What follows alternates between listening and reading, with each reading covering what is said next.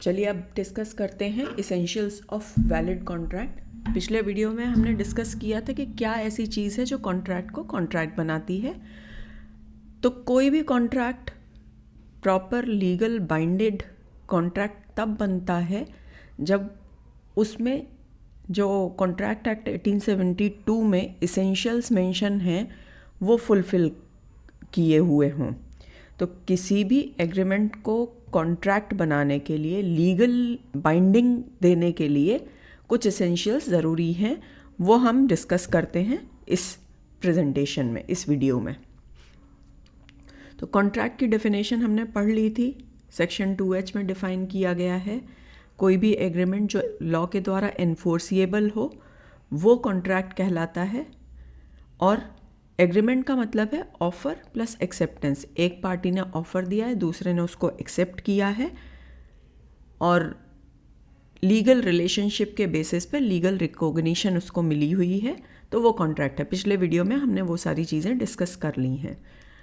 अब पहला एसेंशियल है offer and acceptance. Offer show करता है किसी भी व्यक्ति की विलिंगनेस की कि वो उस एग्रीमेंट में आना चाहता है। ऑफ़र किसी भी चीज़ को करने का या किसी चीज़ को न करने का, दोनों ही कंडीशंस में होगा। जैसे मैं अपनी कार आपको 1 लाख रुपए में बेचना चाहता हूँ, दिस इज़ ऑफ़र। या अगर आप मुझे 10,000 रुपये दें तो मैं ये आर्टिकल नहीं लिखूँगा, ना करने का प्रॉमिस। तो ऑफ़र किसी भी कार्य को करने या किसी भी कार्य को न करने के लिए एक अपनी विलिंगनेस शो करते हैं।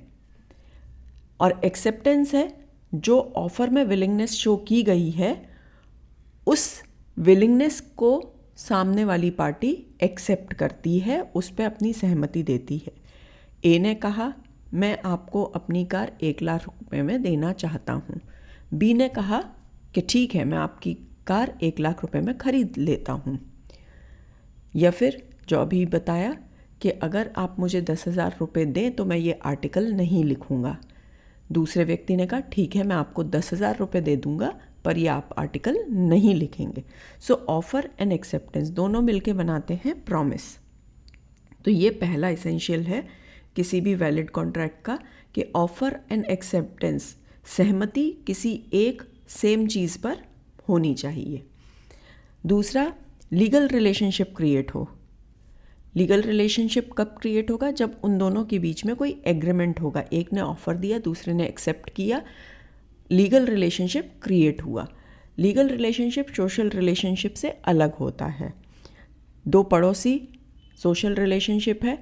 अगर एक पड़ोसी ने दूसरे को खाने पे बुलाया और दूसरा पड़ोसी नहीं आया तो इस केस में वो कोर्ट में नहीं जा सकते, क्योंकि ये जो प्रॉमिस था कि डिनर पे आने का और वो फुलफ़िल नहीं किया, वो सोशल रिलेशनशिप में था। लीगल रिलेशनशिप कब होगा? जब दोनों के बीच में कोई भी रिलेशनशिप स्टैब्लिश हुआ है बिकॉज ऑफ एग्रीमेंट, ना कि पड़ोसी हैं या भाई बहन हैं या रिश्तेदार हैं उस वजह से, या दोस्त हैं उस वजह से क्रिएट हुआ हो। तो लीगल रिलेशनशिप में कमर्शियल, जहाँ कमर्शियल होना चाहिए और आपस में एक दूसरे को कोई ना कोई कंसिडरेशन दिया जाए। तो दोनों ही पार्टीज़ का इंटेंशन लीगल रिलेशनशिप क्रिएट करने का होना चाहिए, ना कि सोशल। तभी वो एग्रीमेंट कॉन्ट्रैक्ट के लिए वैलिड होगा।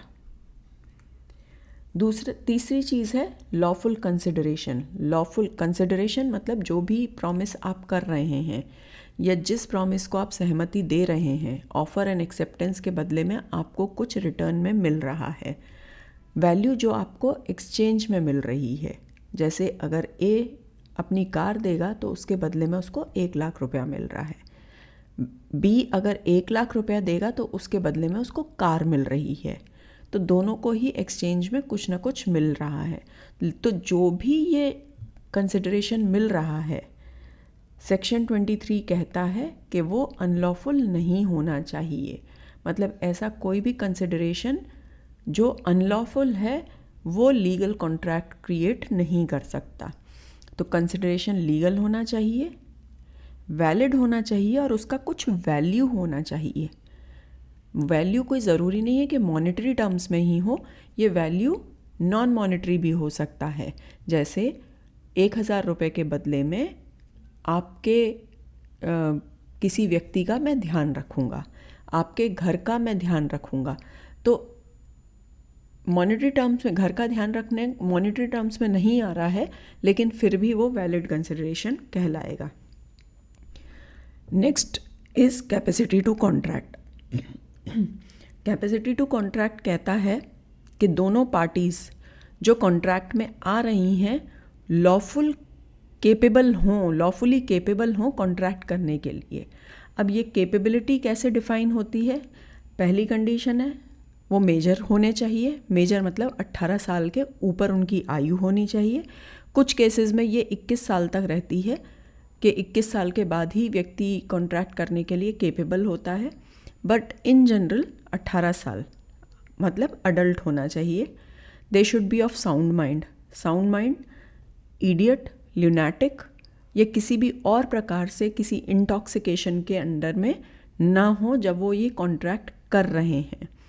किसी नशे में, किसी दवाई के असर से भी कुछ टाइम के लिए दिमाग अपनी साउंडनेस खो देता हो। साउंडनेस को यहाँ डिफाइन किया है capability of taking rational decision, कि वो सूझबूझ के साथ, तार्किक क्षमता के साथ डिसीजन लेने के लिए अगर केपेबल है तो वो साउंड माइंड का कहलाता है। तीसरा कैपेसिटी टू कॉन्ट्रैक्ट में आता है कि किसी भी लॉ ने उसको डिस्क्वालीफाई नहीं किया हो कॉन्ट्रैक्ट में एंटर करने के लिए। जैसे कन्विक्ट्स जिनको सज़ा कोर्ट ने दे दी गई है, जिनको गुनहगार डिक्लेयर कर दिया गया है, ऐसे लोग कॉन्ट्रैक्ट नहीं कर सकते हैं। तो अगर इन तीन में से किसी भी प्रकार से डिस्क्वालीफाइड नहीं है तो व्यक्ति कॉम्पिटेंट है कॉन्ट्रैक्ट करने के लिए। नेक्स्ट, फ्री कंसेंट होना चाहिए।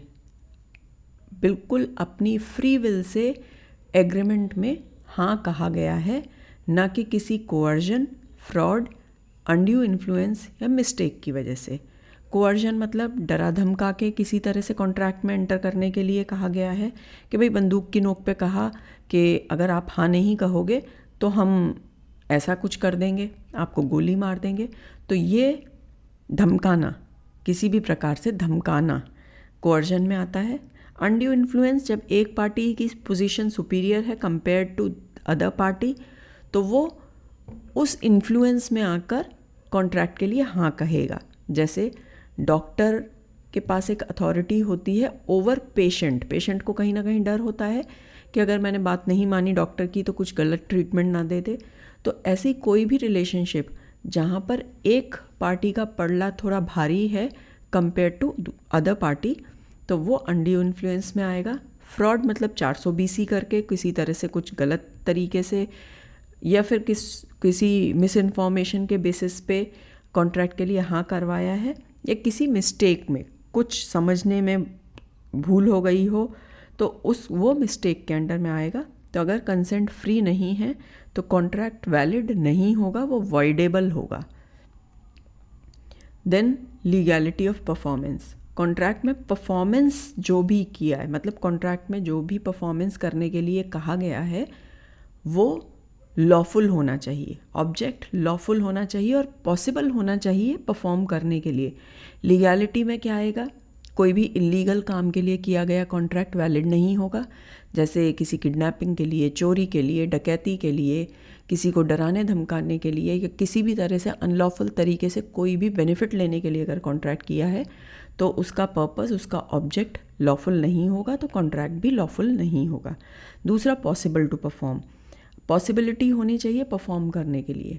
जैसे अगर कोई कहे कि मैं किसी मृत व्यक्ति के शरीर में जान डाल दूंगा तो ये इम्पॉसिबल है, या मैं तारे तोड़ के ले आऊँगा, ये इम्पॉसिबल है।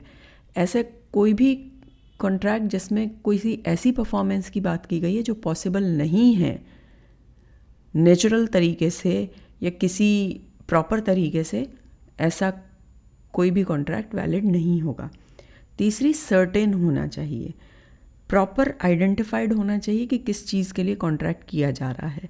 जैसे अगर मैं कहूँ कि मैं 10 तारीख को आपको कुछ लीटर्स तेल दे दूंगी, तो ये सर्टेन नहीं है, क्योंकि मैंने कितना तेल दूंगी, किस प्राइस में दूंगी, कितने दिनों के बाद दूंगी, कुछ भी सर्टेन नहीं है।